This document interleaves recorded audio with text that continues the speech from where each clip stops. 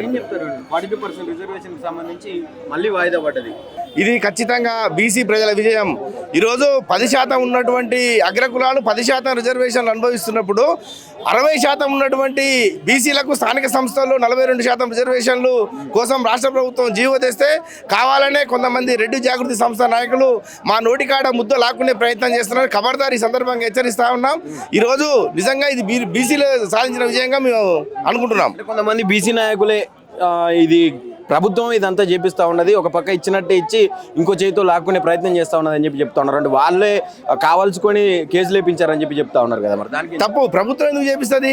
ప్రభుత్వం ఎందుకు సమగ్ర కుటుంబ సర్వే చేపిస్తుంది? ఎందుకు డెడికేషన్ కమిటీ చేపిస్తుంది?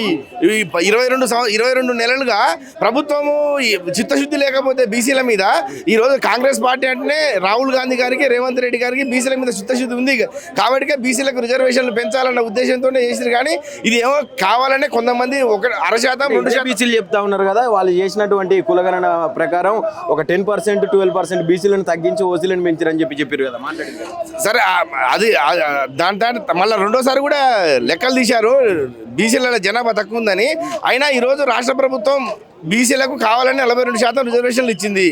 ఈరోజు ఈ యొక్క హైకోర్టులో ఉన్నది బీసీలకు అనుకూలంగా తీర్పు వస్తుందని ఆశిస్తున్నాం. సరే ఏం తీర్పు ఇచ్చింది కోర్టు? అంటే వాయిదా వేసిందా లేకుంటే ఏదైనా తీర్పు?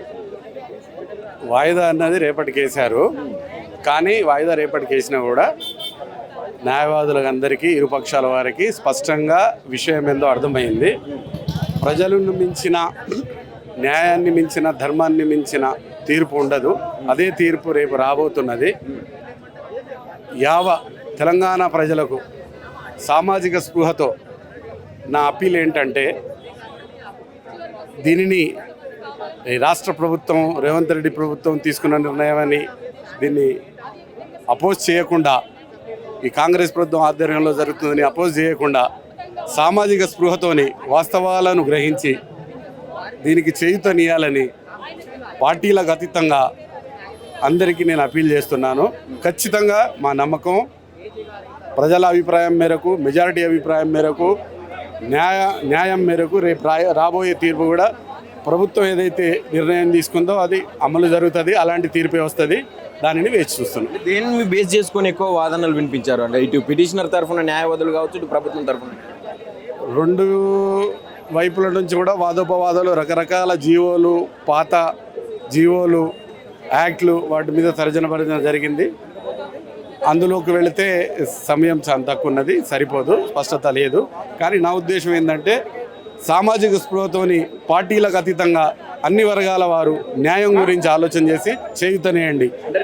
ప్రభుత్వానికి సానుకూలంగా వచ్చే అవకాశం ఉంది. ఖచ్చితంగా రేవంత్ రెడ్డి కాంగ్రెస్ ప్రభుత్వానికి అనుకూలంగానే ఖచ్చితంగా 100కి 100 వస్తుంది.